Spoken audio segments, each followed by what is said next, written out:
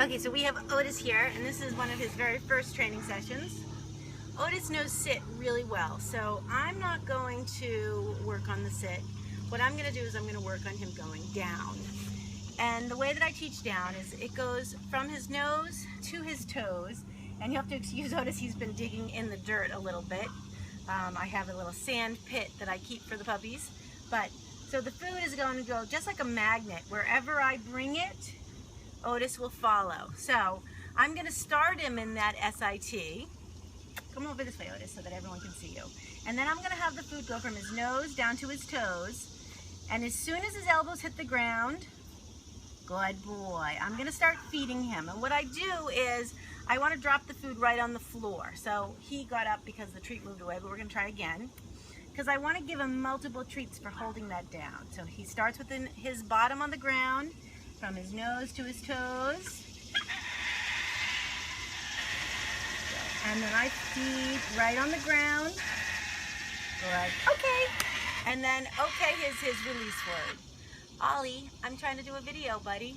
Ollie's our cockatoo, who Otis is quite taken with, actually. Anyways, we're going to do it again.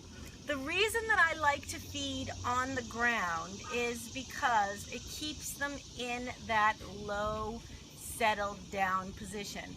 If I fed from my hand, I could inadvertently raise his head back up, and then he's going to pop himself into a sit.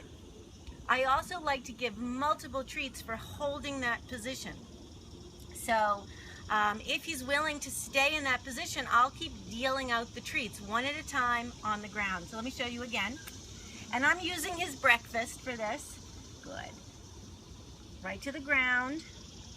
As soon as his elbows hit the ground, good boy. I'm going to start dealing out those treats. Nice. And I just keep giving him one at a time. Right there. Nice. And then I release, okay. I want to say okay before he gets up. If he were to get up before I say okay, then I'm just going to re-lure him into that down. Now that I know, I feel fairly confident that he is going to drop into a down for me, I can start adding the verbal cue. So I'm going to bring him back over here just so you can see. Down. I say the word, I drop my hand, good boy. Nice. I start feeding him. Nice job. Good. Give him another one. Nice. Okay. Nice job, buddy. So good you are. Nice job. Okay, we're going to do it one more time. And then I'm going to get the treats out of my hand. So, right now, I'm using a food lure. I have food in my hand. Ollie.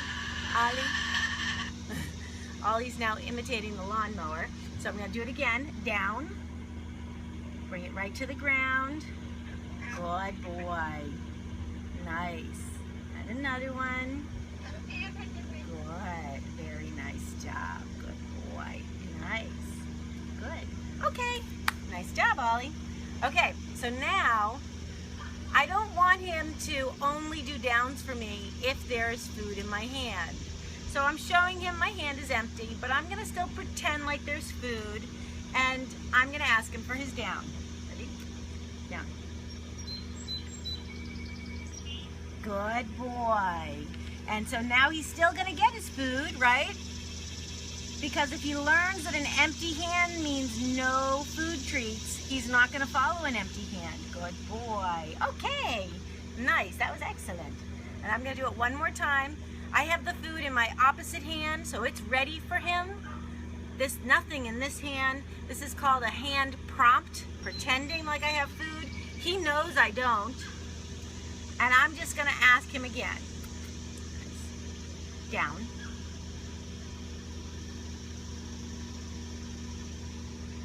I'm going to wait him out.